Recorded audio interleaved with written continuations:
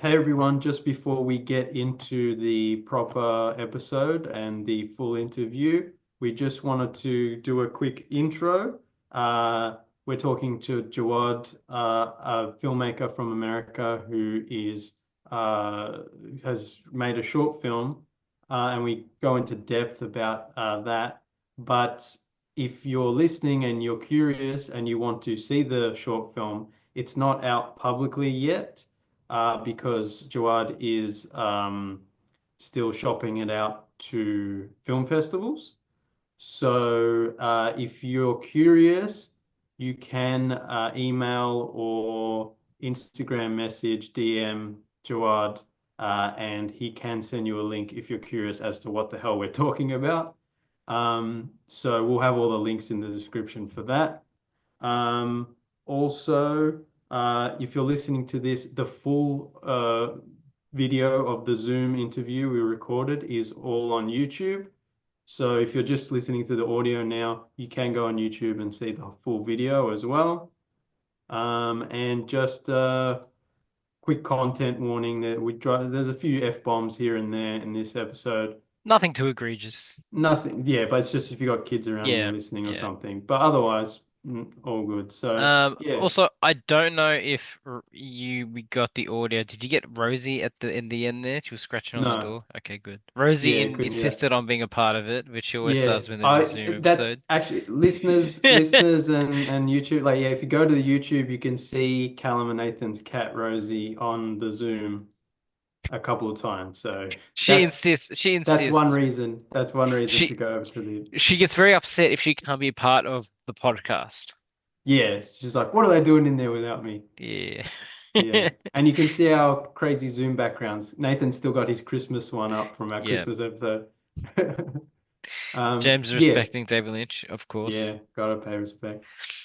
All right, All yeah. right. So enjoy this episode. It's a good one. Welcome to the Tuesday Review live on 98.9 Northwest FM. I am Nathan, as always joined by Callum. How you going, Callum? What's something that's made you happy this week? Trying some coffee from the coffee place down near us. The first time I had it, it wasn't great, but then I rocked up just on the off chance I woke up and I'm like, you know what? I'm not going to feel guilty about not going into work today. So I tried to go and have a coffee from the place near me, and there was a new barista, and it was fantastic. So that made me happy this morning, starting off strong. Excellent. Also joined by James. How you going, James? What's something that's made you happy this week? Uh, I mean, I've been watching the last season of Cobra Kai, so that's pretty much the highlight of my week. Yeah. Yeah. Also joined by Alan. How you going, Alan? What's something that's made you happy this week? I'm going well, thank you. Something that's made me happy this week is Invincible. Third Ah, season is going. I think it's about 3 or 4 episodes. And pretty solid progression to the story. I'm enjoying it so far. I think I had a bit of difficulty with the second season because you were so hyped from season one that you were expecting a lot more progression. You just didn't get it. Whereas here I'm seeing probably enough progression so far at least. Nice. As for me, I guess something small that's made me happy this week was seeing that the Gorge has come out, which I've been waiting to see. I didn't realize the date, so I guess that's something that's made me happy this week. We also have a very classic Nathan. classic pick. We also have a special guest on the show, filmmaker J'wad Milanes. How are you going, J'wad? What's something that's made you happy this week? I'm doing great. Something that's made me happy this week is I saw a movie with my wife called Blue Jasmine. This was a By Woody Woody Allen Allen? film. Yeah, Yeah. 2013. Yeah, Kate Blanchett, Alec Baldwin, Andrew Dice Clay, a couple of other canceled comedians as well. The film was actually fantastic. It was like Woody Allen's interpretation of like Bernie Madoff's wife and like the romance and drama that comes with the fallout of like when your rich husband gets accounted for fraud and like all the lives he's destroyed along the way. Kate Blanchett, excellent performance. Amazing stuff there. Loved it. Good, yes, Yeah, we're fans great of Woody in movie this studio, regardless of, of the cancels. everything else outside. It's definitely a separating art from the artist moment. Whichever way you feel, he makes good movies. Like, I'm sorry. Yeah, Like, yeah, he Yeah, does. I don't yeah, know what to say. yeah, it It's is. a It great is what it film. is. Yeah, it's a great movie. Like, Yeah, his 2010s run was so great. Like yeah. some of those films, Midnight in Paris as well. He just Oh, had some Mm. bangers in that time period. like Midnight in Paris is probably in my top 20 films of all time. I love it. Like Mm. it's so good. Yeah. That's one of his I later movies. I've definitely got to check it out. This was a Blu-ray that I got for like $3 at a thrift store. Yeah, So I was yeah, like, "Oh, this is amazing." Yeah. So there's like you can sort of in like random shops you can pick up like Cafe Society on DVD for like $7.50. Yeah. The best find I ever had was like I got Deadpool, the first one, and Equalizer 2, both in 4K for $3 each at a thrift store. Wow. Nice. Yeah, that Nice. was That's nice. fantastic. We support physical media here. Yes, we Oh, do. yeah. Yeah. Talking to the right people. You're on the right show. Yeah. Yes, unfortunately it's not as cheap here. We spend way too much money on Oh that yeah, kind of we have stuff. to we have to yeah, we'll have to import it from the US anyway, so Yeah. or the UK or whatever. Um, so J'wad is a filmmaker and I guess he's made or released a short film called Safe. Am I pronouncing it correctly? Absolutely. Yes. It is about essentially like a Muslim superhero. And I guess the short film is almost like a treatment for what a future feature film could be. It kind of gives us a taste of the characters and kind of motivations and people's little backstories and kind of ideas about what we could see in I guess, a future kind of major film. How did you 100%. how did you get this idea? Where did it start? I was doing a podcast with an ex friend of mine where we watched basically seasons of Power Rangers and other tokusatsu, which is the genre from Japan that it's hailing from, which is like Super Sentai and Kamen Rider, stuff like that, Ultraman. And basically, I watched 25 seasons of Nice. Power Rangers in a Went deep. span of 2 years. Um, yeah, it was a pretty incredible time. I got to experience some other tokusatsus from Japan and stuff like that, like Common Teacher, just some other stuff to really dig my toes. And one of them was a somewhat American, somewhat Japanese project called Gun Caliber. I watched that. It was an indie tokusatsu back in the mid 2010s, like 2013, 2014.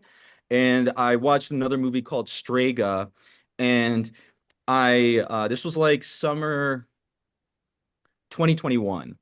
And I said to myself, if this person can make tokusatsu with, and have all this BS around in it and all this stuff, then I can make tokusatsu and I can make it amazing.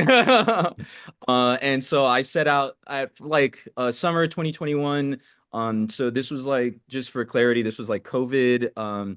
I lived in the state of Tennessee, which is a southern state here in the United States, and they didn't really observe lockdown past the first 2 weeks of Donald. I mean, this isn't political, it's the truth. I'm sorry. Yeah. Donald Trump's 2 week lockdown period in the state of Tennessee. Once those 2 weeks and Trump lifted the national lockdown, Tennessee just went full, like, no Yeah. masks, no Yeah. protections, Yep. like, we're just gonna go at it. So I had coworkers that were like constantly going through the hospital, getting COVID, and like because of like sort of the anti-vax movement. Again, I'm sorry, I don't mean No, to no, talk we about No, this stuff. we had our own issues with that type of yeah. stuff down here as Yeah. well. It's universal. Yeah, yeah. It's just like it like really rattled me because like I kept seeing, like, this was like during the time period of like the initial anti-vax wave with COVID and stuff like that. And my coworkers just kept landing in the hospital. And I didn't know if I was going to see them again. And I was working as a night auditor at the time. And so I just left that job and I did DoorDash with my wife and I started to write the outline for this movie. I Life got in the way for about a year. And then I moved out to the city of Albuquerque in the summer of 2022. And that's when I started to like detail the outline more, and started to like really start to write. And then in the beginning of 2023 was when I was just like, I'm gonna make this movie. I'm gonna write this script. I'm gonna do it, you know. And I spent about a year writing that. And then in 2024, I woke up Christmas Day 2023 going, I need to finish the rewrites that I was currently going through, and I need to just do it myself. No one is gonna do it for me. I'm making something that's divisive. I'm making something that's you know, kind of out of the ordinary that people might not see is within the realm of the budget. But I think if I do a short that's a proof of concept, I could sell it for the feature. You know, I could sell the idea for the feature. So that's what I set out to do. And yeah, the story, like, it goes further than that. I could go further as you know, into like pre-production and production time if you would like, but I don't know where we're at with this question at this point. Yeah. Well, No, I They mean, have a the question background. we always ask guests is start at the beginning. So, like, let's just say Yeah. pre-production, right? You finished your rewrites. Where do Well, you go from there? You have your script. What's the step? The I was next actually step? going to ask, go back even further. Like, do you have a past in filmmaking? No. So I Okay. am 28. So when I started writing that outline, I was 28. I'm 31 right now. Um, I I did YouTube for a couple of years. I did video reviews circa like 2013, 2012. I'm like one of the OG like people back Mm. then. Like I was in YouTube labs with like one of the early like red cameras that they had back then, you know, where they were like doing like the key of awesome. Like they were really collaborating with those Mm. people and like that type of stuff. And I I kind of gave up reviews and like those type of stuff just because like I felt like it wasn't affecting the world that much at large, you know. Especially like from an independent front, like I was running a site pretty much solo for like years, like 3 years. And then so like around 2015 I gave that up. 2016 I entered politics, and I didn't run for anything, but I was part of like a political party. And, you know, I did give like speeches and stuff like that, just like against like gentrification and whatnot. And I After that point, I gave up that in 2017.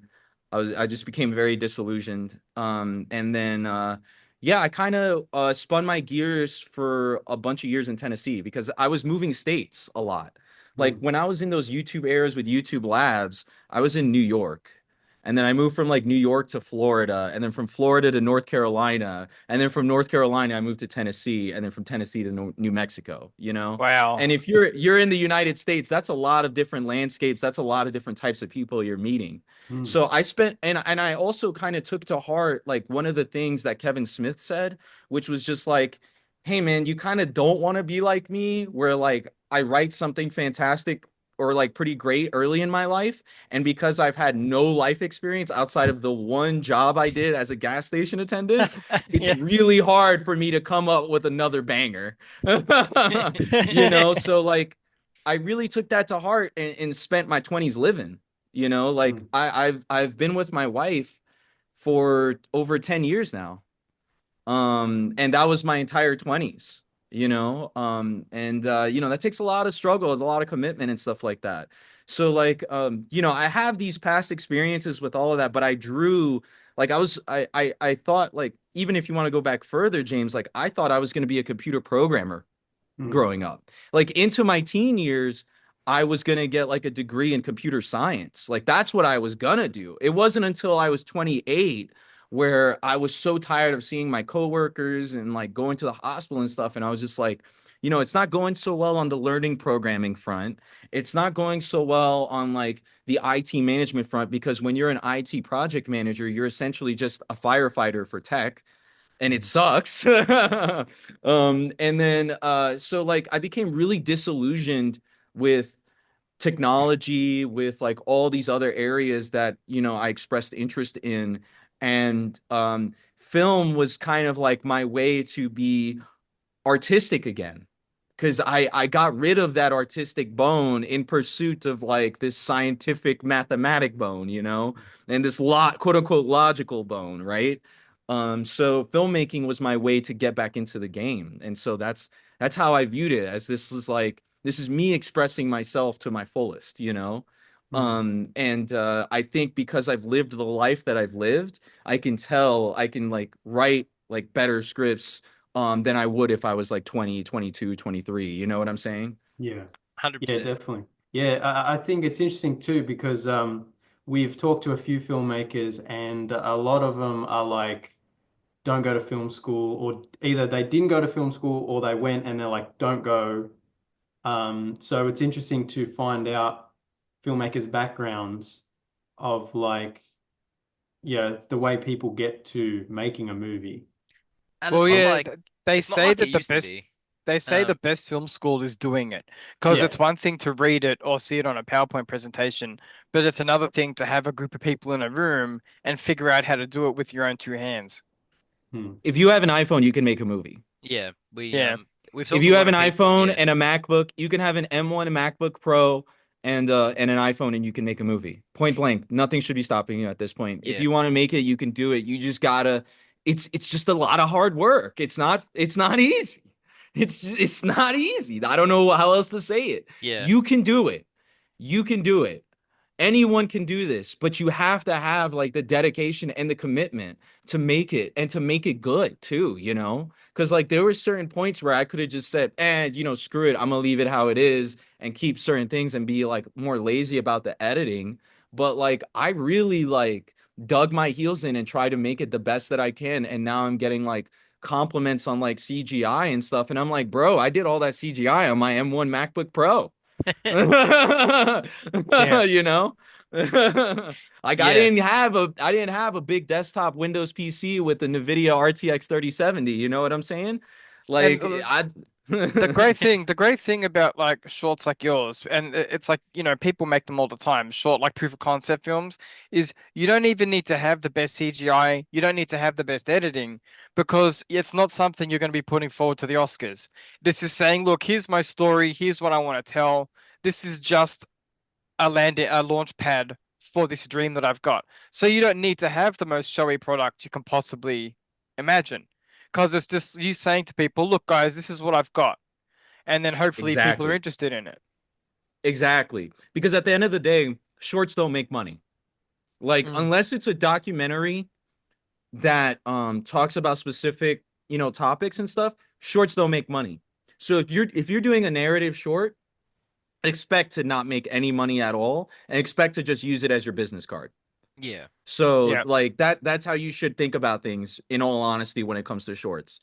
Um it's different when you have a feature, obviously, because then you have a whole product to sell, right? But yeah, you're really doing shorts for the love of the game, and you're really doing it as like a bet against yourself, you know? Hmm. So it's a tough crowd. A It's a tough bet, scene. a bet on yourself, not against yourself. Yeah, on yourself. Sorry. Yeah, Yes. yeah. So you've got you've got your screenplay. Like, how did you get production started? What's the story behind assembling your crew and actually beginning to film it? Can you also give us a synopsis so people know what Oh, we're talking about? The story Yeah, and the so character? Safe is about a Muslim ex-firefighter who's grappling with tragedy, is divinely chosen to save the city of Albuquerque from a robot uprising. Um, the story largely revolves around like this new AI model being introduced by the number one tech company in the world, Leo Industries, and it's the most human-like AI that you can buy and sell on the market, right? The model impresses at a tech conference. She strikes a nice peace sign. Everything's gravy, in the and behind the scenes, realistically, there's a fatal flaw. The Noels, when they reach a certain temperature, they can explode. And these certain limits, these software limits and stuff like that, the patch, it's going to take a while. It's going to take like 2 weeks to deploy, all this stuff. And basically what I wanted to relate was like the sort of like Samsung Galaxy Note experience. Remember when they were just selling exploding phones, and then they said that they fixed it with a patch.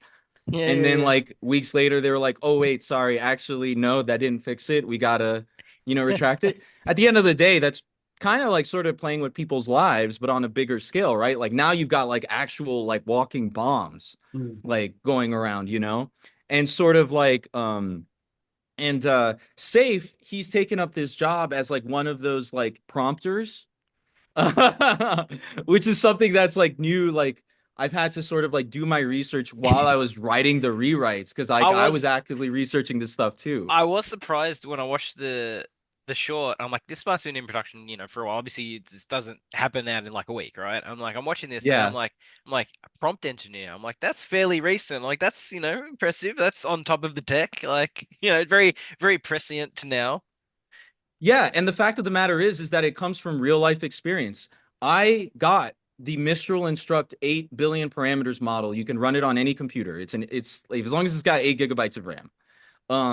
You can run the Mistral Instruct model on your computer and use I think it's like open GPT, or I forgot what it's called. It's like one of those like Yeah, open source ChatGPT. local models. Well, it's one of the open source local ones. Sorry, you can edit this. Hold on. I'm well researched. No, no, that's I've done okay. my job. GPT for all. There we go. GPT for all. Yes. So that's an open source one that you can just like download, like ones that like are copyright safe, right? Theoretically, right? At least according to them, and can be used for like commercial use, right? But Mistral Instruct 8 billion parameters model, I'd be like, explain to me in a what is it and how do I use it manner on the Python library math, for example, right? And then it would go da da da da da, right? But then I'd be like, explain this to me in a what is it and how do I use it format. Take your time. I have all day. And it would write better. Legitimately. Like it gave like instead of like 1 to 2 paragraphs, it was giving me like 4 or 5 paragraphs about the topic, And like I wrote it down and documented all of it because I was like, nobody's gonna believe me or whatever. But like it's been documented cases before when you do like stupid stuff like that, so the AI model will do it. But in this case, it's like, hey, me being nice to it legitimately did get it to perform better. So Yeah. I did, Yeah. I took that experience and wrote it into the script. That's And it's interesting. That's like a whole thing now. They call it like deep reasoning or whatever, and it's like it lets it be slower. And then like some of the more popular models, it'll actually tell you each thinking step in the process, so yeah. you can follow the logic that it's trying to um use to come to its conclusion. There's a whole bunch of really funny hacks you can do with them to get them to perform in like interesting and strange ways. Yeah, yeah. And so I kind of took that experience. Safe is like trying to change his job, right? He's going from being a firefighter into being like a prompter because he's like, hey, this is an entry level job. This will get me into a new field, get me out of this mix, you know what I'm saying? And God has other plans for him. And God has also other plans for him and his family, right? His wife is doing DoorDash for a living. He's they're not in the greatest financial of states. It's just like they're really trying to get by here and they're trying to get like a nice break out of this, so-called glorious tech industry that we have here in the United States. And, it seems like they can't. There's always like a crisis that happens. And in this case, she gets into a car accident and lands into the hospital you know there was I'm not going to spoil too much just because the feature still needs to get made, but there's like scenes in there that like I really want to do. I really want to see it come alive and I want to make happen. And the beauty about having a wonderful script, or at least like a script that people, I'm not going to toot my own horn here, sorry. Hello, uh shoot away. yeah, the thing about having a good script is that people will let you know it's a good fucking script. Sorry, cursing. People No, will you're let you fine. know it's a good script. Like your cast and crew, um, I never once had an out with an actor being like, "Hey, I think this is too like theater, or this is too like, whatever, whatever," or like, can we change this? Or, this doesn't. I've never had moments like that, because like people loved it. And so the production process became really, really easy because of that. And also because the actors got to read ahead of the proof of concept, it engaged them in a way that made them want the feature to happen. You know what They I'm felt more saying? they felt more Yeah. identified and more, I guess you could relate better if you've read the feature and then you're making the short. Like there's more, they know there's more meat behind it. Yeah. So Yeah, yeah. did the script come easy to you, or was it like tough work? Like I know every writer's different, especially when it comes to screenplays, because it's like, you know, with a typical narrative, it's like everyone has an idea of what it looks like. But with screenplays, there's I know Hollywood wants you to have the one basic style, but like you can download all the famous screenplays and everyone writes completely differently. So it's like when you were approaching your screenplay, like was it easy? Like how did you decide to craft it? Okay. It was extremely hard. Um, I have to since okay, so the short is I would say 40% like I guess like of faith being an element, and then like 60% like everything else being like AI, superhero, you know, all that other stuff. The feature screenplay is 25%. At one point it used to be higher. Like at one point it used to be like I would say like 33 or like maybe closer to 40. And I've cut down on a lot of it. And it's from my perspective, it wasn't really a matter of compromising on the faith per se. It was more or less a perspective of like what would work for the movie. Mm. What would work cinematically speaking? Like what would work on screen, you know, Mm. thinking like that. But in terms of like styling, I didn't go to film school, like I said. And the YouTube videos, looking at professional scripts, like my favorite script that I went to that really influenced me, believe it or not, is James Cameron's Avatar. Everyone, like, not everyone, but there's like, I think it's like coming around now that people are seeing the greatness of Avatar and why like China loves it so much and other like big like Eastern countries love it so much. Because it's really just a tale of like indigenous versus like colonialism, right? Indigenous people versus colonialism to a large extent. But there's a reason why that movie made a ton of money, and there's a reason why producers believed in it, you know, other studio execs believed in it, and it's because the script was good. It was fantastic, actually. And if you read that script, you will see why. It's captivating to read. And I really like, I was really inspired by that script. And I incorporated a lot of that writing style into mine, I would say, for sure. But before then, like stuff like fade in, you know, or smash cut too, or like wide shots in like bold letters and stuff like that. You don't write that. Yeah. Like you don't write the camera instructions, you don't write that stuff. There's certain writing stuff you pick up on. Like if a person, you don't say like an action and then the person says it, or like you don't write an action line and then have the person say it afterward, for example. Like there's certain like techniques you pick up on, but realistically it is like reading professional screenplays, watching a good YouTube video on it or two, and like connecting with other writers as well. Because when I was writing in the dark, I didn't have clear goals, I didn't have clear resources on all that, and when I was writing in the dark, it came out to a 50 like a 56 page script, and that's unacceptable. And like it's like it was like a 56-page script with like a bunch of camera instructions and all that stuff, and you can't do that. Like nobody in Hollywood accepts a script less than 90 pages, point blank. Like it needs to be 90 pages. So whatever script you're writing right now, if you are a writer, 90 pages. If you're writing a movie, if it's a short, 10 pages or less.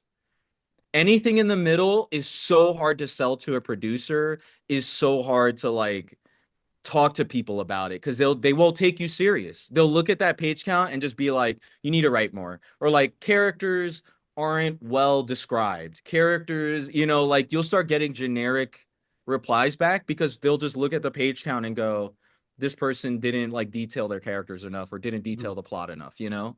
So you really, really got to hammer that in and hone that in. But yeah, when during that writing process, it was really tough. And also, like, I was not born a Muslim. I didn't have Islamic culture baked into me. I'm a full-blooded Puerto Rican. My parents are Catholic. My grandparents are Catholic. I'm the first Muslim of my family. Everything I learn, I was in Tennessee in 2019. I was in Tennessee in 2019 when I first converted, but it's called reverted. But Yeah. you know, when I first Yeah. converted to Islam, um, December of 2019, I wasn't public about it because I lived in Tennessee. Hmm. And I literally was living in Yeah. like, again, sorry to get like political about it, but like I was really living in like a very like heavily like 95, it was like a 90% white area that was out in like the woods. So I wasn't gonna be out here, you know, doing like taking out the prayer mat, doing my Hmm. prayers, you know, and taking out time out of my day at work to pray because I was in a largely unsafe environment. And I went to like I've had like work experiences that were not well, put it that way. Be it like food, be it like any service job that I worked, whether it was like night auditing, like I could tell you stories about when I was in night auditing to like stories when I was at McDonald's where I'd like go have lunch and like because I'm a minority in that area, I got like stared down at to the point where like I'm an employee and I had to go have lunch outside because the customers didn't want me around at one point. Like at one day. Like it was completely unacceptable, but like this is like stuff that like I endured, you know? And so I wasn't very public Muslim. And so I learned a lot of being a Muslim online. And that is the most critical mistake you can make because if you learn your you know how to be a Muslim online, you're gonna learn a lot of like just falsehoods. And you're gonna come to the masjid to go pray, and they're gonna look at you like, bro, what is you doing? What is you saying right now? You know what I'm saying? So realistically, like if you are interested in the faith, I have like four recommendations for you, right? Like uh, read some books by Karen Armstrong, Islam, A Short History, and In the Footsteps of the Prophet. She's an Irish Catholic. She really wanted to just shed light on Islam and the Prophet, peace be upon him. And so, you know, that really helped me learn about the religion. And then, of course, reading the Quran after, right, with the English translation, you can get that free at any masjid, I think, pretty much. So, like, those three things are great to start with, but like, okay, going on the internet, researching like how to pray, even, you know, just with like English, I think it's just like a barrier, a language barrier, you know?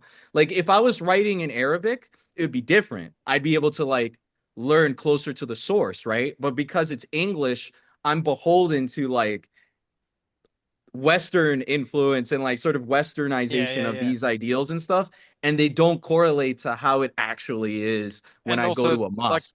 the internet has a million different opinions about everything. So it's like, you know, you're listening to some random person's opinion on, you know, process or religion, and it's like Yeah, you yeah. don't know where that guy learnt it from. You know what I mean? Or that Oh yeah. woman. I'll give you a for example, in the short, you know, the music. The music was like a point of contention because like there's certain sects of Islam that just believe that all music is haram. There's certain sects of Islam that believe that as long as it doesn't go against God's word, it's fine. You know, it's okay.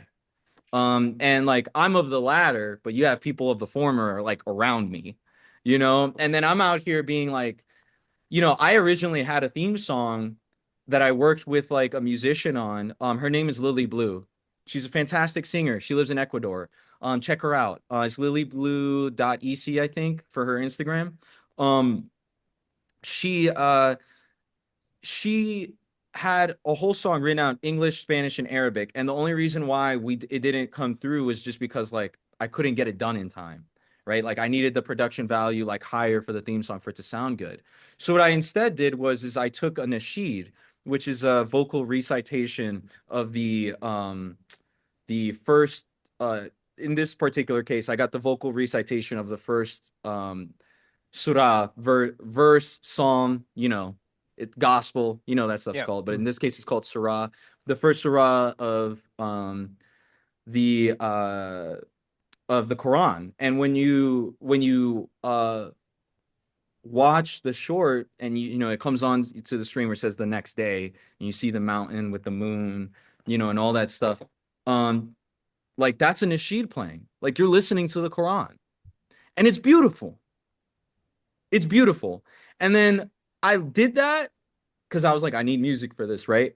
And I was like, I did that, and I was just like, man, screw everyone else. Like, this is awesome. Like, what do you Yeah. mean no all music is illegal? Screw that. Like, this has my daughter, this had my daughter saying like some of the stuff from the Quran, and all that stuff, and I'm like, this is an amazing moment. And I got to I again, sorry, I go long, I know.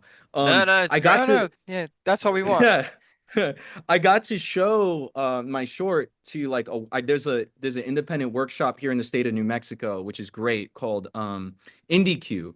And I got to show it a couple of times. But this last time I showed the completed version, and it had the nasheed playing, and just seeing like a theater full of people watching and listening to it and going like, wow, that's beautiful.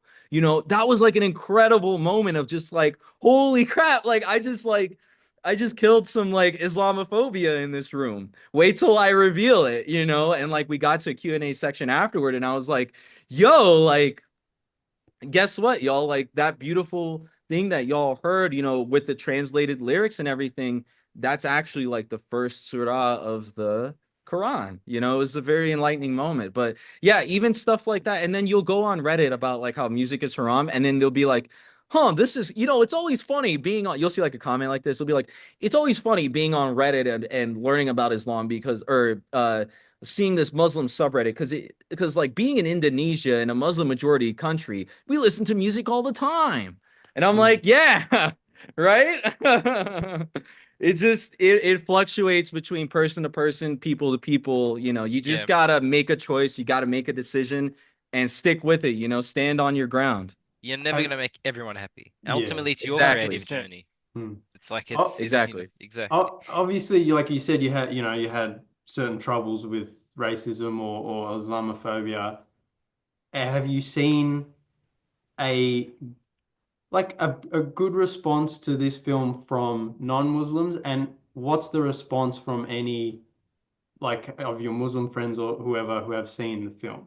Like, do you find that like there's some like it better than others or Yeah, so the two so I guess if I had to I did like kind of look at my short objectively speaking, and took in like what other people said it too about the short, and like realizing where the shortcomings are.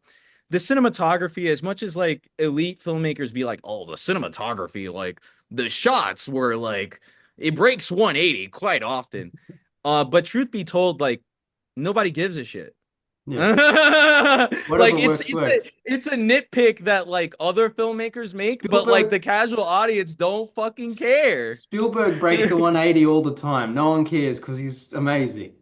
Yeah, I just wanted something cinematic, and it's the difference between like sometimes when you get like the perspective of just like anime and comic book or whatever versus like IRL filmmaking, and cinematography, that's when your mind changes. But like even the scene when he's walking out and you see the overlook, and then like it cuts to the front of like him, like or doing the prayer man, and it cuts to the front of him. Like even that scene, I was just like, it's cinematic, why Hmm. not? Keep it in. Yeah. It's beautiful. And adding to the beauty of the surah, the nasheed, adding to all of that. But yeah, no, it's the perspective of it has sort of been like from the non-Muslims, it's almost entirely positive. I've gotten really, especially with the completed version. With the completed version, I got really amazing feedback. I got really amazing like praise. I got like rounds of applause. It's been fantastic. Um, the other side of it is the people who don't like it typically don't like it for for one reason really, and it's the over the top acting, right? It's like Troy, like throwing the phone and like doing all this stuff. But here's the thing, Troy acted exactly how I wanted him to act. I'm Also, the director, I wanted him to act that Yeah. way, and like also, if people yeah, go ahead. exist. People like that He, exist. It's not oh that over yeah. the top. Exactly. Like, Exactly. he's the head of like a giant evil corporation. yeah. Like of course he's gonna do that. Right. And I wanted it to be a sort of like he's Steve Jobs on stage, he's Elon Musk in the background. Hmm. You know what I'm saying? Like real paper tiger moment. And he this some people don't like that. Some people wanted him to be played straight. They wanted him to be like, "Hey man, you're the CEO of a company. Just be more professional," or blah blah blah. But I'm like, man, like I've been in corporate culture where like I had the CEO of a company be telling me what to do, and we're both pissing in a stall next to each other. Like there's just lines Yeah. that just get entirely blurred when you work with your boss, like point blank. There's And in also America, it's petty tyrant all day. yeah, especially Yeah. like what we were talking about with the AI and stuff. It's like there's this corporate, soulless corporate capitalist machine that obviously when you're making a movie where the villains are, you know, ignoring this flaw in their technology at the potential cost of human lives, you've got to have this. You don't have to have, you can play it very straight, but you can have this RoboCop-esque satire, Yeah, RoboCop satirical. was I thought of RoboCop when I was Yeah, watching it too. yeah. Like, so I think the satire and the superhero, like, it makes sense in what you're trying to create. Yeah. I agree, but there's certain people out there that would have rather. I think like Marvel just the Marvel Cinematic Universe and the DC Cinematic Universe and the Sony villain the cinematic universe, I guess to an extent, uh sort of treated audiences to a quote unquote serious Mm. attitude when it comes to the adults in the room, that it's hard to see something else, and it builds an expectation in teenagers and young adults who might not have experienced office culture, that like things are always like Mm. peachy keen and stuff. But I mean, if any of you have even worked in a call center, you can see like some of the messy drama that happens on the floor all the time. And as someone, I worked at a really big corporation that I was basically like a glorified I was basically like a glorified harasser. Mm. I won't name names of this company, but essentially, I was a part of this company transition where when you wore a piece of tech on you, it would get radio codes, and that would translate to ratings for like the radio and like other audio sources, and because they would come out like dog whistles, right? And so these I basically like would do 180 calls a day of just like, hey, put on your meter. Can you please put on your meter? Can you please charge your meter? Can you please like, and then it's even worse if like it was a full family. Because if it Mm. was a full family and let's say little Jimmy wasn't wearing his meter and everyone had a phone number listed for each individual person, I was calling each individual person about Jimmy's meter. You know what I'm saying? Yeah. Yeah, And wow. I was rewarded for it, you know? I was rewarded for it. And I only got paid 30 grand a year to do that job. Never forget. Mm. Um but yeah, no. I took some of that office culture that it felt like prison. I was there for 2 years, but I took some of that office culture and I really tried to like get some of the messiness and some of that in there and throw it all in there. It's even better in the feature script because Noel Prime has to deal with some of that office drama and messiness of people like gossiping around her, and stuff like that. So yeah, I definitely wanted to put some of that stuff in there, Um, you know? uh, Kind of shifting a little bit.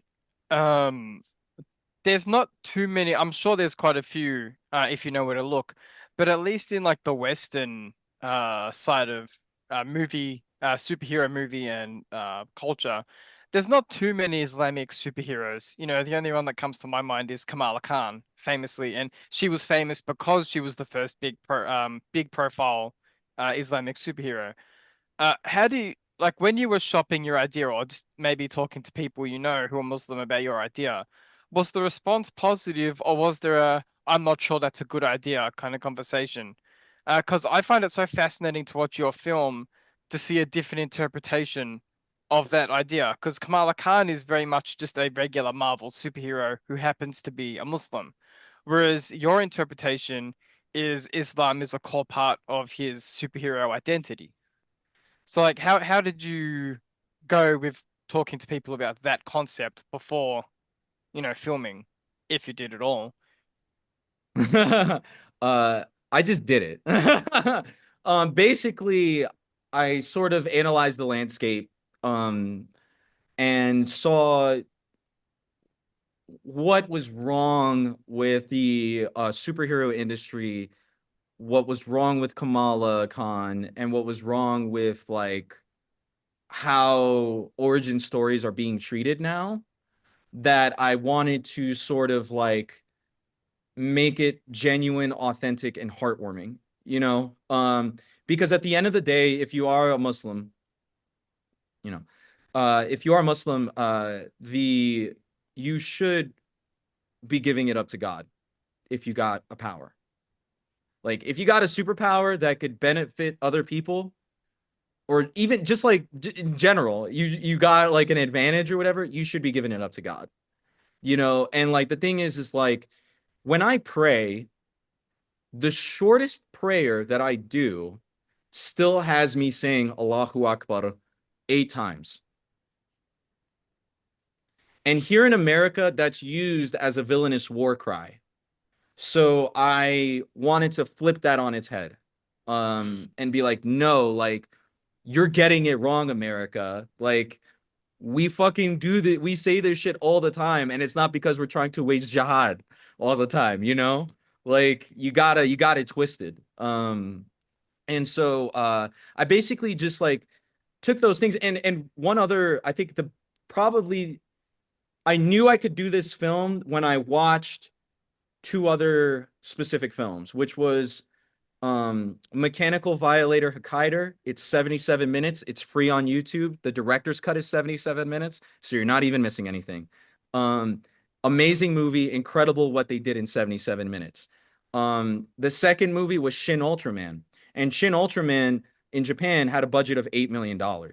So I purposefully set out to write a script that I knew I could do for a couple million, or use, if I didn't get the studio budget, use techniques like little figures, or like green screen work combined with live action, like just miniature work, like how they did in the 90s and how they did in the 2000s even, with even some of the Power Rangers episodes still incorporate that stuff, So trying to incorporate this methodology, I found, was like how I wanted to do it. But in terms of like the representation, it was kind of tough, because I was, from the fallout of Marvel's, it's kind of just been like, well, let's just give up on the idea altogether. And I was like, no, no, no. Like it was sort of like twofold, right? Because like it was not just that Marvel's failed, it was also that Dune, sorry, the Villeneuve duology so far, took out Islamic elements to quote unquote be box office successful. Oh man, I complained about that so much on the show because the book is so thick with that stuff, and it's awesome. And like Yeah. they sanitized it so much. Yeah, I think if you want to watch Dune, in my opinion, my favorite version of Dune is the Spice Diver cut of Dune 1984. It has all of the deleted scenes that Lynch did. It fixes like a bunch of the Hollywood BS that went into it. Fantastic stuff, amazing stuff. But like, it's really a story about rising to the occasion. Like, really, like, okay, like, yeah, dude, like, you know how many people are born with talents and stuff like that and just sit by the sidelines and don't do shit with it?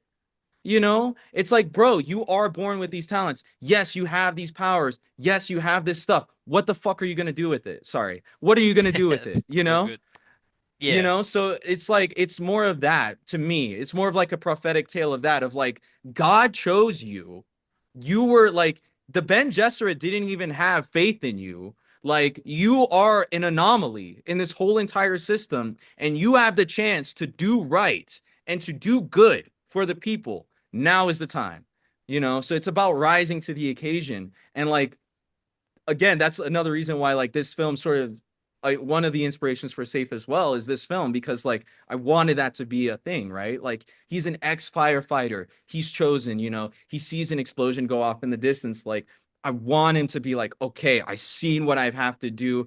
It's time for me to take the reins and take control of it, you know, and not just be like, you know, you see this constant stuff of like I actually don't like Denis Villeneuve's interpretation of Dune in the enforcement of the prophecy. You know what I'm saying? Because it really didn't have to be that way. He just purposefully wrote Chani that way to make it seem like this is a forced prophecy, but he didn't have to do that. And because he did that, it sort of conflicted with the relationship with the Ben Gesserit mother, because she related to Chani on the basis that they're both essentially concubines. You know what I'm saying? They were never married, you know, and then here they are, you know, their husband is having to marry someone, right? For like political reasons. And like in the Spice Diver cut of Dune 1984, that scene is in there and it's a fantastic scene. You know what I'm saying? So like it was the Christianification of Dune on top of the Marvels failing, where I was like, no, no, no, no, no, no, no, no, no. I'm not gonna have, you know, these, you know, white people and Christians take this away from us and tell this story on their own terms. I'm gonna tell a story. I'm gonna be the Muslim to tell us a Muslim story on a Muslim's terms. You know what I'm saying? So that's the perspective I had going into it. But the perspective that other Muslims around me had was just like, you need to be careful what you're doing, because what you're doing could produce something haram. It could produce like an element or a display of that's not okay with the religion. You know what I'm saying? So for example, the transformation sequence, right? Originally, like because I was coming from an ex-Catholic mindset, angels still exist in Islam, right? But I originally wanted like an angel or something like that to be shown in the sky or something like that, or, you know, to go from the perspective of an angel looking down on him or something. I had to cancel all that, you know, because you can't see the unseen. In Islam, that's a very hard rule. And it's like, don't do that because it's haram, you know? So when he transforms, it's a dust storm. And I know like you could tell it's CGI, of course, but like at the end of the day, like dust storms happen here in Albuquerque and they're fantastical things. I'm sure dust storms happen there in Australia and they're like magnificent things, right? Like they're huge, they're massive. You lose entire visibility, you know what I'm saying? So crazy stuff. And I that happened to me. I was really trying to get the transformation sequence down. And I remember just like a dust storm came by my house, like by my apartment. And I saw it from like behind a glass door. You know what I'm saying? So like getting to see that up close, I was like, that's how I'm gonna do it, you know? But it was a lot of like nervousness from the Islamic community that I might get it wrong, you know, but I'd rather, you know, get it wrong. Try and get it right as much as possible. Maybe get it wrong a little bit, but at least get it out there. You know what I'm saying? Versus like not do it at all, you know, and not do that. And I had an actor that was kind of like that, because like I had a Muslim actor who or not, he wasn't an actor, but he's my best friend. Eamon, like he was originally gonna be my safe.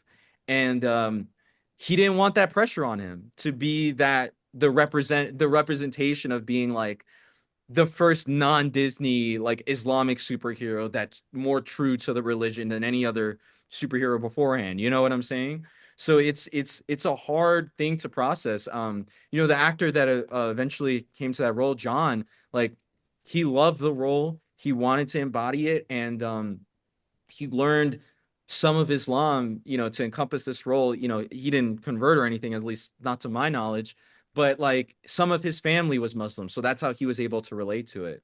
And I constantly, like during this whole production process, I know we'll get into this, but I was constantly like going in with the actors and talking with the actors and being like, hey, how do you feel about this line? How do you feel about these lines? Would you say something like this personally? Would it make sense coming out of your mouth?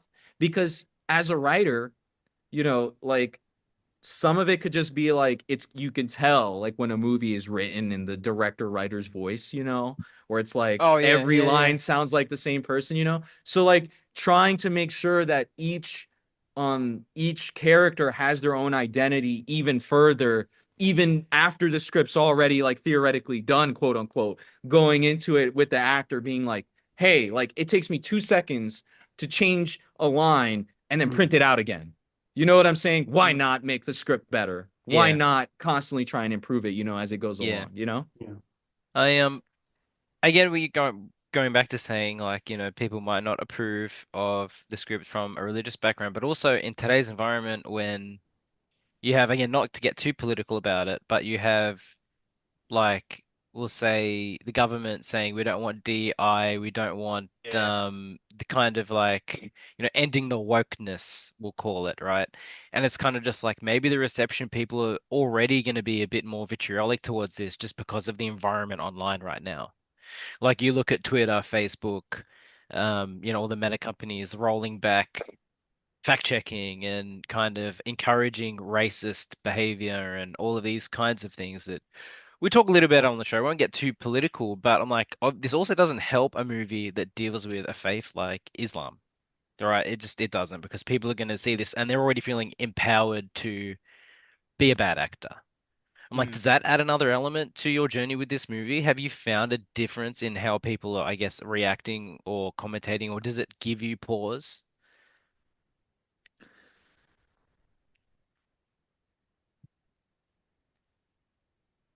One of my friends, Laura, told me she was just like, don't, because one of her early critiques of the script was just like, this isn't Muslim enough, or this isn't, she's not Muslim herself, but and you not to get forgive her, if you take offense to that. I understood what she meant by that. But she said like it wasn't Muslim enough, or it's like it's not as epic as it could be, or like, for example, like the wife ends up in the hospital, right? Some people are like, oh, like some people who just see the short, like, oh, the explosion happened at the hospital or something, blah blah blah blah blah. And I'm like, no, that's not how it plays out in the future but I have to kind of like allude to it in the short because I didn't film everything, right? But I really wanted uh I didn't want a hospital scene. Why? Because current political elements that are currently going on. I would hate an action scene with a Muslim superhero in a hospital right now. Just with everything going on in Gaza and in Palestine and whatnot. And I opted not to do that. But I think the main draw for non-Muslims to be okay with it and to like want to invest themselves in it was the relationship he has with his wife. I feel like if I didn't include that relationship with his wife, it would come off more like less relatable, so to speak.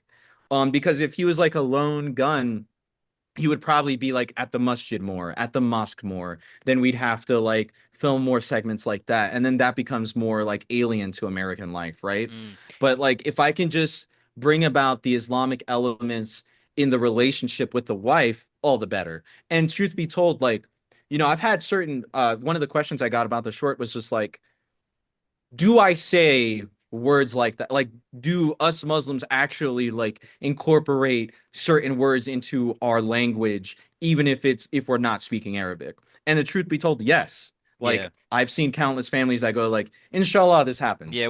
we did have I Inshallah, did we meet together. we like again before we started recording we said we come from an area where there's a big Islamic community in Yeah. the areas we live, and even at work I work in like a retail environment, public setting, and we you hear those words constantly, so it's not foreign to me. But Mm. I Yeah. did have a giggle when I'm seeing like the subtitles because it's like Yeah, it's yeah. also kind of second nature to us, kind of like inshallah, mashallah, wallah, That's all the the thing. kind of the very casual words that people Yeah, yeah, use in yeah. day-to-day life, even though they're not speaking Arabic. I did, in a way, we appreciated it, like, because Yeah. it's relatable to us. I mean, yeah, And we're familiar with it, but there are so many people yeah, who Yeah, yeah, have yeah. but no that again, idea. that is how people talk, and I like, it's good to, I guess, expose people to that too. Hmm. Don't to use, I guess, a cruder expression, don't kind of just like make it too white. You know what I mean? Don't make it Mm. too Hmm. Yeah, don't wash 'cause it it's out. one of the reasons it's so fascinating, and one of the reasons I like Miss Marvel, is because it like people who don't really have the exposure to Muslims that we do in our area, and you being a Muslim, it's your community. They get to see it's just people living their lives, trying their best. Kamala Khan goes to the mosque, she prays like everyone else. She has friends, her family is as dysfunctional as anyone else's family. You know what I mean? So like your feature, it's like I mean your short's great, but like I'm interested in your feature because I want to see more about no, like I want to see So is more about everyone. I want to see more about the world you're building because I think it'll be a very good thing to expose people to a Muslim superhero so they can be like, I feel like, especially in like the southern states in America, like, obviously I don't live there, but I'm obsessively online. So I'm always reading, reading. It's And hard I'm to like, escape it, especially if you're on Reddit. yeah, well, I'm a Twitter simp, so I'm down in the trenches. No, Um, no. yeah. Um, But what I was gonna say is I think it's a really healthy thing for people to watch media about cultures they're not familiar with, which includes Islam. For a lot of people that don't know Muslims, especially if you're in the South of America, your average white South American South, your Texan, let's just say, they're probably not going to be friends with a Muslim, let alone know anyone who is a practicer of the faith.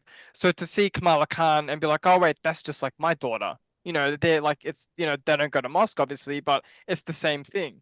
They have the same problems. Same with your superhero. They might watch Safe, the feature, and be like, he's just like me, man. He has the same problems at work. He's like Captain Yeah, America. He fights bad guys, except he does it a bit differently. He prays differently than me, but he's still an American, or he's still a hero trying to do his best for yeah. his community. So I think that's like these projects are super interesting that incorporate, especially if it's like a Western film, like it's set in America, but obviously he doesn't look or pray like, maybe your average American. I think that in this setting, like the current time we live in with Trump and Doge and all this stuff, I think we need these stories now, maybe more than we did before. Mhm. I agree. I didn't I guess I didn't the DEI argument, like it really like it comes down to like if you said this to me, right? Like if you said, "Oh, this can't be made because it's too DEI," I'm gonna be like, "So you just want white media then?" Like legitimately, like legit, and like I don't mean to like talk about this like this, sorry, but it's just like he's a straight guy with a wife. It's a black Muslim, living his life with his wife. Like I'm not doing Yeah. anything crazy outside of like he's a Muslim and he prays differently than y'all. Exactly like you said. So like I really try to hone in on just like, listen, I'm a straight man myself, like there's only so many experiences that I can give on like race and like relationships and stuff, but outside of like gender, sexuality and all that other stuff, like I don't really have much to say. It's not my place to. So I realistically like I'm like, okay, I got the subtitles on there. Like what's the problem? Yeah. Can you tell me directly to my face Not what Christian the enough. problem is? That's it. There's You only know so what many. I'm saying? They're running out of dog whistles. That's all. Yeah, It's yeah, yeah. like- But legitimately, because like I look back at the '90s media, and I talked to Kaylee about it, or my wife, and I talked to like a couple of other people about it, but like truly, like I was not a Disney Channel kid. I was on CW, or like I was on WB, Warner Brothers, and like excuse me. I talk a lot.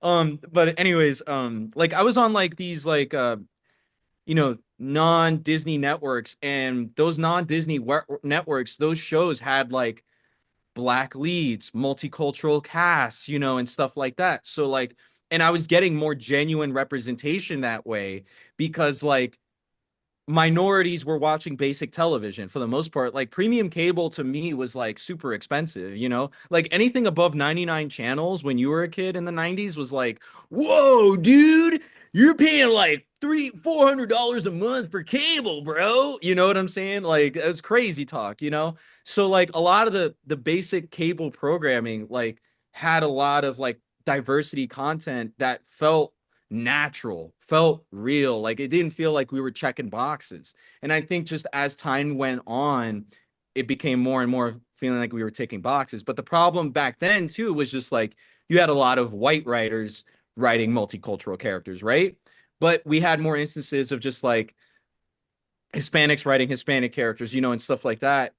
I feel like more back then than it is now versus like now, or at least like the paradigm is sort of shifting because like we used to be a monoculture and now we're not. I know this is like multi-diverse conversations that we're having here, multi-layered, but like because we're no longer a monoculture society, a lot of stuff that does go to the masses is like whitewashed and clean, but the niche stuff has expanded and gotten bigger. The problem is like you got to go out there and search for the niche stuff, right? So, but I think in terms of like answering your question, like, am I worried about like this sort of anti-DEI field? Not really, because like I wrote the script with like, screw it, you know, like Mechanical Violator Hokkaido was made in 1995 and they probably spent like $10,000 on the CGI and it's still a fantastic film. You know what I'm saying? And like you know, some of the even later Power Ranger seasons, like, or even Common Rider, like if I were to put like even the newest stuff, one of my favorite Common Rider seasons, and you can directly see the inspiration from, is Common Rider 01. And that has to do with like an AI tech thing, but it's like, what if Troy's son became the superhero, you know, or something like that? But I digress. Like when you see certain elements of that type of stuff, you really like you just try you can see the elements of cinematography where it can be cheap. And then you just work and build off of that. I live in Albuquerque. The mountains are 30 minutes away. Why would I not use that? It's free. Why would I not use that amazing scenery? You know what I'm saying? Albuquerque has a nice hill terrain on like some of the avenues, you know. Just say you're a student filmmaker, record a car going down like a hill or something like that. Get a nice, beautiful shot. You're fine. You know what I'm saying? Like you just got to find your ways around it. But ultimately, I'm not concerned. Like I do think like I'm stressed because I know that like if I crowdfund it, it's gonna be like 60 to 90 days of just like horror of me just like, you know, reaching out to everybody, calling to everybody, you know. But at the same time, too, it's $100,000 that I'm asking for to get the feature made. Like, and that's on the crowdfunding level. If it's on the studio level, well, of course I'm gonna ask for millions, right? But like, you give me Megan's budget, I'll give you a superhero film that's worth watching in theaters, you know? Does anyone else have any questions about the short film? Yes. I don't know if my camera's glitching out in front of you guys, so Yes. I'm really not beating the AI allegations. I'm, like, J'wad, we have a running joke that Alan doesn't exist. He's just an AI. Oh. The system's failing a little bit here, Yeah, so he's you'll excuse glitching me. out. Looks like Max Headroom. So a lot of you guys actually, Nathan, you stole my question about basically bringing, a film with a Muslim lead into today's America. But Jawad, you seem very prepared to deal with, that head on. So I'm quite happy about that. My question will be a bit easier. It's more on your wife is the costume designer from what I saw in the credits. How did you guys get the inspiration for his garb? Because I thought that was actually really cool, and still Yeah. like obviously it had its I don't know like I'll let you talk about the influences for it. Yeah, so there was a 1960s, 70s, early 70s maybe tokusatsu from Japan. I forgot what it's called, but it's the first Muslim tokusatsu hero. And the only Muslim tokusatsu hero in Japan. But he had a pretty sick costume. So that was definitely one of the originations of the costume. The new Mexican whiptail lizard. specifically indigenous to us. I was just like I was still working on the color schemes. Like I was trying to figure out what color palette worked for the hero and whatnot. The a one of those New Mexican whiptail lizards crawled onto my patio, and I was like, wow, I can't believe, like, subhanallah, God created this lizard, and it's so beautiful. And so like that was like kind of like the sort of inspirations for it. Um I know that like obviously there's some of the Power Rangers-y stuff that does come into the outfit a little bit. But I really tried to make it sort of like a combination of those two and some of the more Super Sentai influences. But yeah, uh I thought it was a fun time. It took her, oh God, she was working on that costume literally up until shoot day. But like it was more of like, hey, like we work 40-hour jobs, and like she works like a really stressful job. So when is she gonna have the time to like really work on that costume? But she really pulled through. She even did the costume to the robot, right, that he faces off at the end, and the mask and all that stuff. It was fantastic stuff. We met that was like one of our initial stuff that we liked together. We used to go to Comic Cons and cosplay, and she actually made me the Uncanny X-Men Cyclops suit Nice. from when he had the X gonna give it to you era, where he had the X on his face, and it was like Cool. black and red, and like I think it was like circa 2013, 2014, somewhere around there. But yeah, she made me that outfit. We went to Comic-Con like that. She helped me like be Constantine with the blonde hair and everything for a Nice. Comic-Con once. Yeah, yeah, yeah. So she did I even had like a Goku Black outfit made by her too. So like, we've had years of experience of sort of doing this stuff together. And it was a very, very fun and awesome time together. And like at the end of the day, right? Like, does she want to do the job she's currently doing, or does she want to be a costume designer or wardrobe designer for potentially the rest of her life? And I think she wants to do the latter, right? So this was my Mm. way of like giving back to her and being like, let's do this together. Let's put ourselves on the map. Yeah. Yeah, I'm just looking at pictures of the New Mexico whiptail lizard, and it's got that cool blue tail and kind of blue underbelly. I can see the inspiration. It looks pretty cool. I think you did some great work because it's hard to always you want a superhero costume that's not too cheesy or corny, right? But you still want it to be, hey, this isn't a regular guy. This is a superhero. It's got to fit that balance, and I think for your character, it fits the balance very well. Well, it's also a Yeah. modest design, Yeah, leaning into the Islamic identity too. Because like you look at like a lot of superhero designs are very kind of there's lots of skin showing. It's all yeah. about the muscles and that type of Got to show a stuff. six pack on Thor, Yeah, yeah, yeah. sort of. Well, like Yeah, Safe's yeah. design seems very reserved, but also accentuates like these obviously the Islamic inspiration, but also like the hidden identity, mystery. Mm. Yeah, yeah. So couple of things. I'm gonna give you some trivia. I'm gonna give you a little bit of a spoiler for the feature that I have written.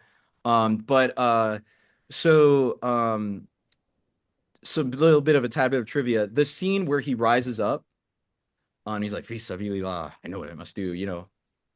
Um, the the sash around him is actually a uniform shirt that I got from a fast food restaurant. We forgot the sash at home. So we had to really quickly pin a fast food worker shirt that I had that I was wearing at the time. So I was actually filming that scene shirtless. Um, but yeah, we pinned it to the front of him. So that's why you see a little bit of a differential between that and how the sash looks in the fight scene. That's But awesome. yeah. uh thank color correcting for making that work. Color grading is CGI in and of itself. But yeah, and then the scarf. So there's a surah in the Quran that talks about how like Moses was challenged by the Pharaoh, and the Pharaoh got like his best sorcerers like to go against Moses because the Pharaoh was trying to prove that like God's word ain't shit. And the source and Moses was basically telling the sorcerers, summon your most extravagant spells against me, you know, and all that stuff.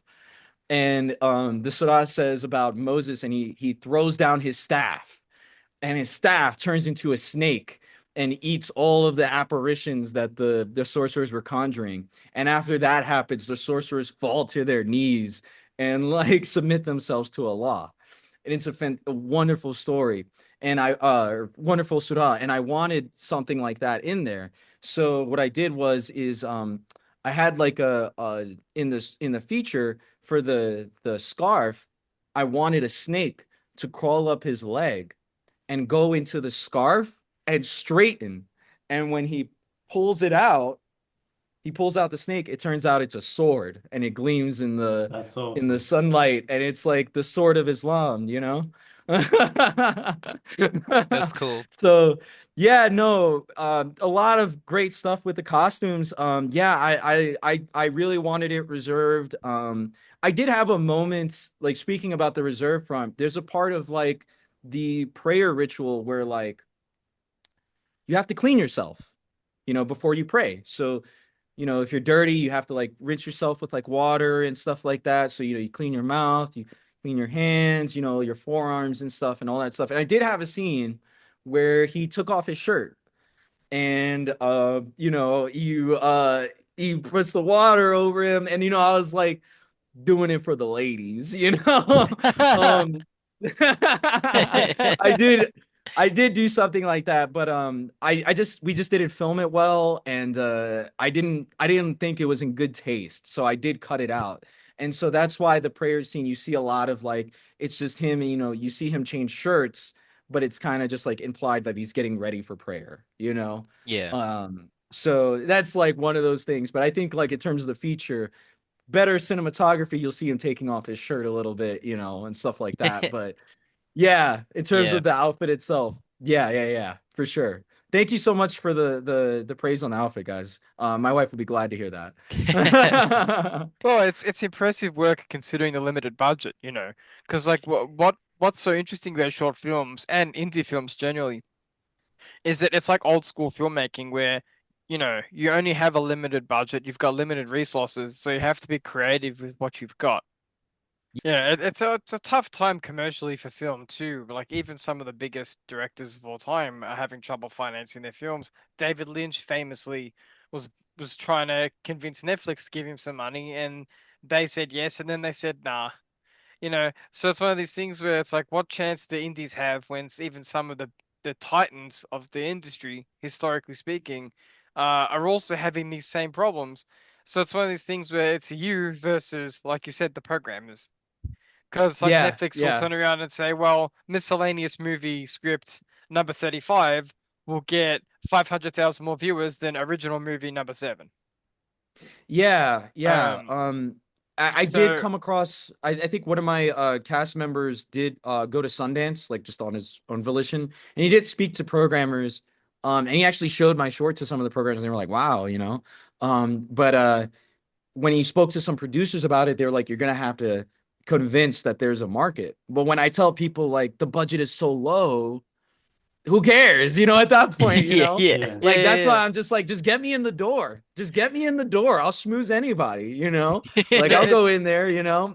it's a We'll be fascinating hugging it out thing. by the end. It's a fascinating thing in art at the moment. You see, this is happening in publishing right now, where a lot of the really interesting authors are literally unable to get into the door of the publishing companies. So they're just like, I'm doing it on my own. I don't care anymore. Like, I'm going to operate outside the system and make my own work on my own terms. So I think that that's something that like more filmmakers should look into is just like I don't need like obviously it's easy for me to say I'm not trying to make a movie for $100,000, but it's like you just got to get a camera and do it. Even if it's the feature, it's like even if you know it doesn't have to be an amazing film because you're not operating in that system. You know what I mean? Like better a piece of art exist than struggle for 30 years to get someone to give you $1 million, you know. So it's like eventually, if you can't get your foot in the door, is that something you consider just finding a way to bring it to life anyway, like Yeah, punk style. yeah, yeah. I'm Kickstarter, Indiegogo, Spark and Seed, or Seed and Spark, I believe, was one of the filmmaking ones. But I fully like I told Tom, like when he told me about, like having to convince the producers, but I told him, I was like, Tom, I was just like, even if we don't get a producer to champion it, like I'll just crowdfund it for 100,000 and we'll make it, dude. Like it's gonna be out there. Like I'm gonna try my hardest. If the crowdfunding campaign fails, then it is what it is. But like I'm gonna give it my all, And I find it very interesting because like I was just to give you one more insight, because I know we're running long, just to give you one more insight into like some of this industry. When I was one of those workshops, someone there they didn't have enough films for the night, so they added one at the end, and they showed a movie trailer. Um, and it was like the the other side, the other side of the black hole, or something, the other side of something. I forgot what it was called, but it had to do with like a black hole or something, and swallowing up like the Earth, or like splitting the Earth into like multiple different timelines or whatever. And like the trailer read nothing like that. The trailer read like a TBS uh TV commercial back in like 2013, and they're like, "My name is Sally. I'm 28 years old in Midtown Manhattan, trying to make it by. I love taking walks with my dogs, and Dungeons and Dragons is my Bible." Like one of those, like it felt like one of those shows because it had an announcer that was like, the trailer had an announcer that was like, "In a world," sort of Yeah. deal. And like I thought it was a comedy. I straight up thought it was a comedy. Multiple people in that audience thought it was a comedy. People were in that they watched that trailer, and everyone in that audience was just like, what did I watch? Right? And he starts taking Q&A. That movie was a couple $1 million. The trailer was like tens of thousands of dollars alone. Um and that movie was made through like, hey, Derek, right? Yeah, Derek was the sound producer for Francis Ford Coppola and Brad Pitt. Oh yeah, I do know that guy. Oh, he's an awesome guy. Yeah, yeah, yeah. I'll give him money towards his new project. Hmm. That's how that movie was funded. And he was telling me like this story about how like people got mad because like he would get into meetings with studio execs and show them that very same trailer, and they'd come off with the same criticism that we were giving him in that theater. And he was ultimately asking like the question of, does this work? Does this trailer work? And we kept like beating around the bush, and then one person like raised up their hand and was like, hey, that question you said, does it work? No, it doesn't. And he started going over the budget, and he was like, how he got like clearances for like songs from Bon Jovi and stuff like this. And this is all for, again, a movie that's a couple $1 million, has like multiple timeline BS, like Pulp Fiction-y type stuff, except it's like black hole, all this other BS, right? Couple $1 million. They go, and hundreds of thousands, or a couple of tens of thousands of dollars on that trailer, right? They go, he says, yeah, and they started getting mad at us because we couldn't like get like a return. So we just kind of squeezed it out onto Amazon. And I was like, oh, wait. So did you cut a deal with like Amazon Lionsgate, like MGM, or did you just squeeze it out onto Prime? And he's like, oh, we just squeezed it out onto Prime. And then I go, 1 minute. So then later that night, I got so mad.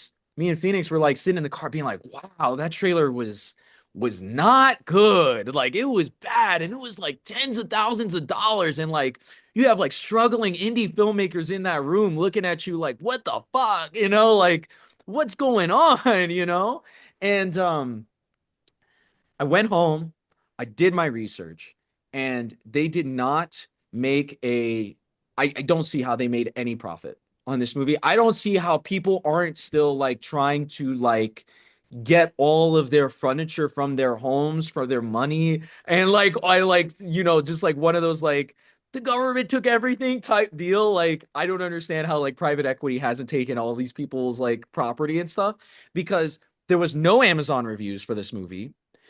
Uh, None whatsoever.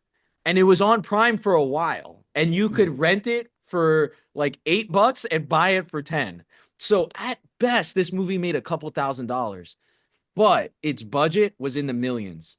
And that screwed with me heavily. Sounds And like one after of that, those Hollywood accounting tax, loophole kind of things.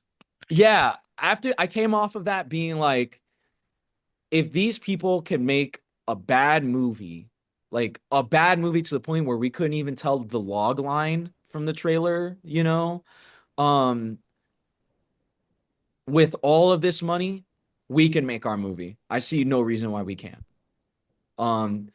Because they like, I literally was just like, these people are not untouchable. They are within our grasp. We can get there, like these Hollywood, all these movies you see coming out, Captain America, Brave New World, all that stuff like that, we are within their grasp. That's how I viewed it after that, Well, look, from what I've been reading, the new Captain America movie isn't even that good anyway. Yeah, I mean, Not that we would artistically, particularly interested in seeing artistically it, not but a high bar, but I Yeah. don't know. We'll see. I haven't seen it, so I can't necessarily, give a judgment. But it's been lukewarm so far, apparently. Yeah, the only person I've seen give positive praise to it, he is actively like banging the marketing exec. So I'm just like, all right, dude, you're kind of a little biased. But yeah, like if you're an indie filmmaker right now and you have like a desktop, like a nice Windows desktop, or even like a MacBook, like recent MacBook, um, and an iPhone and all that stuff, you can do it, man. You can make a superhero film too. You just got to set your expectations right. Watch some low stuff. Like the action sequences in Power Rangers, when they're morphed up and suited up, and it's crazy. Some of it still works really well. And even though it's a little bit grungy and low quality because it's like 90s camera film, and all that stuff being converted into television and blah, blah, blah, blah, blah, it still works because you see people actually body acting, right? Yeah. They're That actually there fighting in costume, right? we They're not we've there against the green screen. we've talked about before, like I love all that old Japanese stuff, all the old Godzilla movies and stuff. Like even if you can tell it's a guy in a rubber suit and they're like karate fighting on a Tokyo street, and yeah, it's a bit cheesy, but it's fun and it's practical Yeah. and it's they do the explosions and the flips. And then you watch a lot of Marvel movies or even the Power Rangers movie that came out 10 years ago, whenever, and it's just CGI garbage and just guys walking in front of green screens. And it's just like, where's the Where's the love? tangible? Yeah, Where's the yeah, love? there's Yeah, there's yeah. no stunts, there's no fight choreography, there's no weight to any of it, like it just loses all. So I think when you're pitching your film safe, like, yeah, I think lean on some of those old fight scenes and stuff, because a lot of people might not understand where you're coming from unless you hammer that home and be like, no, I want to do some cool, yeah, like kung fu explosion in the background, like guy flipping over. Yeah. Yeah, It's been very beneficial that Power Rangers is the biggest tokusatsu in the world. yeah. So me saying, hey, think more Power Rangers, less Marvel, has got people like, yes, I get Mm. it. I understand, So it's been great to sell it that way, but yeah, no, the journey is still ahead. I've got a couple of stuff to do that's like not safe related. Yeah, I've got a Power Rangers style short that I'm doing. It's kind of based off of Power Rangers Lightspeed Rescue, specifically the episode Trial by Fire. Um, it's a great episode if you watched it. Obviously, it has kids level dialogue, so bear with it. But it features a situation where like the Red Ranger is tested and he doesn't make the right decision, and the commander is the one that has to step in to make the right decision for him. And he's all like, "What? Why did you do that? Like you messed up. Like people got hurt and all this stuff." And it's a great Red Ranger episode. I wanted to do my sort of like 10 minutes or less version of that. Um, Power Rangers has been canceled by Netflix. It got bought up by Netflix and then canceled by Netflix Of course, that's after what a they do. movie. So I don't see why I can't just lean more towards the Power Rangers-y elements for the sake of just like, hey, you know. But And I yeah, think no. now that you have experiences, like you make more short films and stuff, and then you can show people like this is what we can do. And then people are like, okay, what do you want to do next? And you're like, well, I just happen to have this feature film that I wrote. Yeah. So yeah, I think it might be a longer process um, than you might have originally thought. But I think definitely keep going and you can get there. Yeah, 100%. Inshallah, I plan on writing it in March during Ramadan, so that's going to be a really trying time. And then shooting in April. So we'll see how it all goes. But yeah, no. Uh Thrift stores are your big friend too. Don't forget about thrift stores. Sorry, one last tip. Thrift stores, go to them. I bought a really like what looked like a $200 painting for 18 bucks there. It was pretty fantastic. I got to use it as set design. So yeah. Never even like superhero boots. Like I got superhero style boots at a thrift store. So like you never know where it might lead, you know? Go thrift store shopping. We do Secondhand's we do always go useful. thrift. Yeah, every time we see a thrift store Yeah. we've never been to, like we have to have a Yeah, look. but we go in there to look for a couple of Blu-rays that might be, floating around. Different. That's gonna be me in a couple weeks. I don't blame you. Yeah. But Um, yeah, thank you so much, y'all, for having me. I know I talk a lot. I'm sorry. No, no, it's that's great. That's what we that's want. what we wanted. But Yeah, I just we do have one last question for you though. yeah. I don't want to let you off easy. Um, gut feeling. Don't think about it. Gut feeling. What's your favorite movie? Go. Me- It was I immediately was gonna say Mechanical Violator Hokkaido. Okay. Again, 77 minutes YouTube director's cut. Watch it. You'll be amazed at what they do for 1995. But I think like if I was to go for like something not that, I would probably say Doctor Strangelove or High Love Learn to Stop Worrying and Love the Bomb. And Southland Tales, specifically the Cannes cut.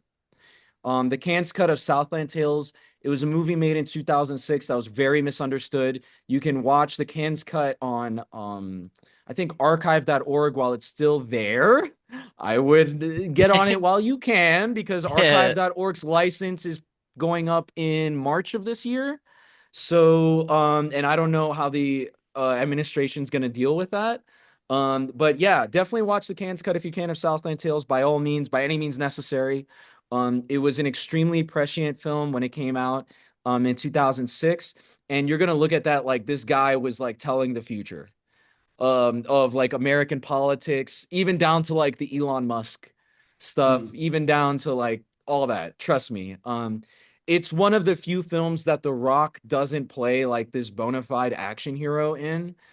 So you actually get to see a range of emotion from Dwayne Johnson. Um, it has I think the dude who plays the Stifler from American Yeah, Pie Sean in it William Sean William too. Scott. Scott.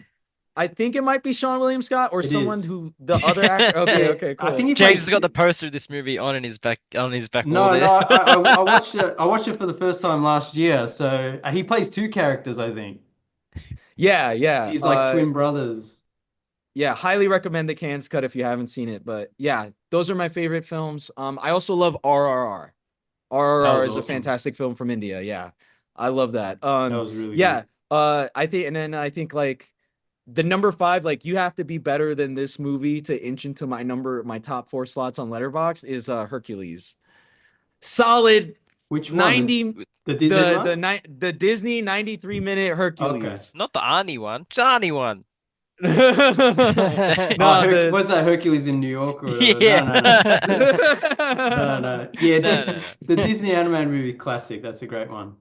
Yeah, Yeah. a lot of Disney films, like even during the 90s era, had like these 80-minute, like not really second act films. It's more Mm, like you got the first act and then the third act sort of starts. yeah. Mulan is guilty of that.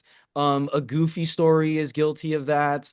Hercules has it all, and it's like 93 minutes long, man. What more could you ask for? You know, you got the Adventures of Herc, you got the Sent to God hook of Herc, you know, you've got the romance, all the songs whip. You know, I'm it's coming from a time like, you know, when I was a kid, you know, growing up in the 90s, you know, blah blah blah blah blah, what all that means. But like, yeah, Dragon Ball Z on Toonami and stuff like that. So like it was all about the shonen stuff. So like I always saw singing as like, oh, this is here because they can't do fighting, you know, or something like that. And you know, Hercules was that good like in between for me when I was a kid. And I watched it recently and I was like, I still love this movie. This is still an amazing movie. It's still a 10 out of 10. You Mm. know? James Woods as Hades. Yeah, he's great. So good. So Perfect, you good. know, and he's Yeah. canceled too. So Oh yeah, it's he's makes an all the more awful sense. Yeah, person, but but he did that. He did that to himself though. He asked for that one. no, but But yeah, guys. Danny DeVito hasn't been cancelled, so thank God, because he was great in that movie. Oh, he's the king, man. He Yeah, supported Bernie Sanders when no one else wouldn't. nice. Um, yeah, yeah. He's on the right side of history. That's it. Yeah, Yeah. yeah, surprisingly so. But yeah, no. Was there any other questions y'all have for me? No, I think we pretty much covered everything we wanted to I'm sure ask. we could go for another 3 hours, but I think we've come a bit, you know. We get to this point in the show when we do long episodes when the blood sugar starts to drop. Yeah. It's just kind of like, Yeah, I what was still I gotta saying finish my again? sushi. We'll definitely have to have you back on, whether it's for Safe or your other short film or anything, or even just a general movie chat or whatever. Because Yeah, hit me up with whatever movie. I'm always down to talk about movies.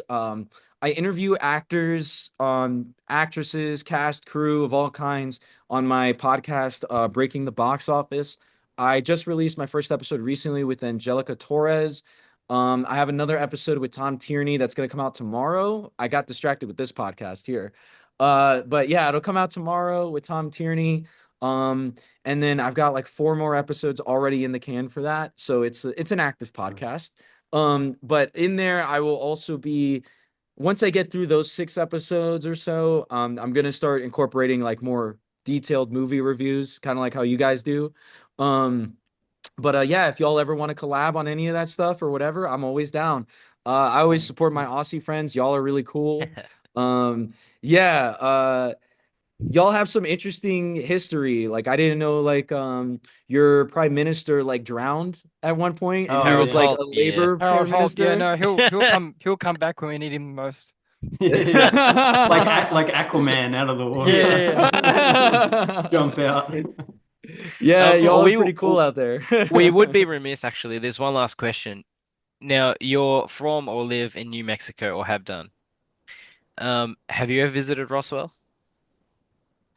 So, I have not visited Roswell. I have been to some of the nearby pueblos, in some of the indigenous land, and it's actually beautiful out there. I actually got to go to a powwow out there that was incredible. You guys, if you guys ever come to United States and you want a really cheap trip, New Mexico is like super cheap because the economy out here is bad. Like this, it's not really like jumping like that. And just a lot of the food out here is cheap. A lot of the scenery out here is beautiful and stuff. But I did see Barbenheimer in Rio Rancho, and that was quite an experience because I was like, oh, like I literally like get on the highway and I see this. Like it was like it was really weird because I was like, wait a second, I'm in a movie theater in this locale. You Yeah, know, yeah. it was definitely a very interesting moment.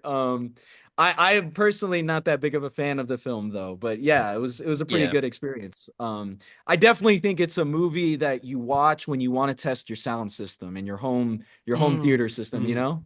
That, But for that's me, like I would have just started that movie right at Los Alamos. Like cut like an hour and a half off, cut 2 hours off, start right in Los Alamos, you know? That's where I would have started the film. I we're the think opposite. We want like 2 more hours. We want like the 5 hour cut. Oh Yeah. yeah. When you watch a lot of like when you watch a lot of tokusatsu and a lot of like these 90-minute or 80-minute, even like there's tokusatsu films out there like Kamen Rider J, 48 minutes long. I'm sure you can watch it for free on YouTube. Mm. I like that one, Kamen Rider J. It precedes Mechanical Violator Hokkaido, but it's a little bit more basic in the effects and stuff. But it's still good film. 48 minutes long. I was watching too many of those. And so it's like absolutely like messed with my brain where I'm like every movie should be like 90 minutes or less. Like you gotta persuade me Yeah. you gotta convince me that your film should be longer As than 90 minutes, you as know? someone who Lawrence of like Arabia could be longer than 90 minutes. yeah, I mean I love long movies. Like all my favorite movies are long, but sometimes it just has to be as long as it needs to be. You know, I like am an absolute fan of Zack Snyder's Justice League. I oh love Zack no. Snyder's All right, Justice League. let's stop it here. Oh, We'll have we're all out of to time. we'll do it. We'll have to Yeah, we'll have to get you sorry, back J'wad, I on. think you're cutting out, man. Yeah, I support you. I support yeah. you. No, we'll have to get you back on another time. Where can people find you? You can find me on Instagram. I quit all other social media. Good. Yeah, it's not good for your Well, mental health. no, Jawad, I literally like if it wasn't for the fact that I'm a filmmaker, I would be off of social media that's entirely. what. I Yeah. actually enjoy my offline life. I have a flip phone. I don't have a smartphone. I pushed all my apps to my MacBook. And I gave my iPhone to my wife. It was a great upgrade for her. The yeah, so I'm on Instagram. It's at jwad.sayf, jawad.safe. The film is safe.film. The podcast is BTBO pod. Keep it real simple.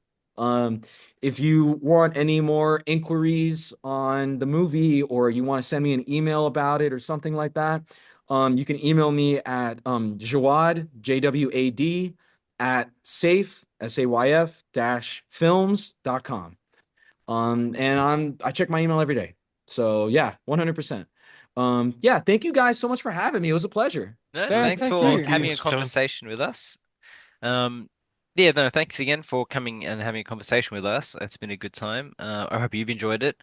And you can find the Tuesday Review on, unfortunately, all the social media platforms at Tuesday Review AU. That's Facebook Threads, Twitter, Newsmast, Blue Sky, Instagram, YouTube, and we're also on Substack now, which is the tuesdayreview.substack.com.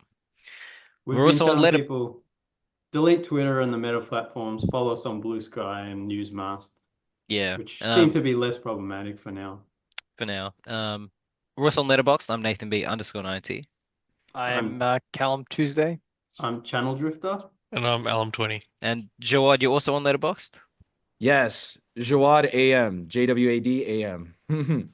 Please rate and review our podcast on all the platforms. Give us a good review. Five Five stars, stars. please. That's it. 5 5 stars. Yes, 5 stars. And I apologize if you get any negative reviews about the runtime. You just so happen to get No, on no. a podcast with a podcaster. No, that's fine. We'll play the audio version for the radio show when it goes live, but we'll have to cut it off at the end of our hour. But the full podcast will be mostly unedited outside of the little bits where we stopped. Yeah, Doesn't not a matter. problem with me. Yeah, Does not thank you matter so for much, the y'all. podcast version. Thank you. That was Thanks for awesome. coming here, everyone. We'll be back next week. Adios, cousins.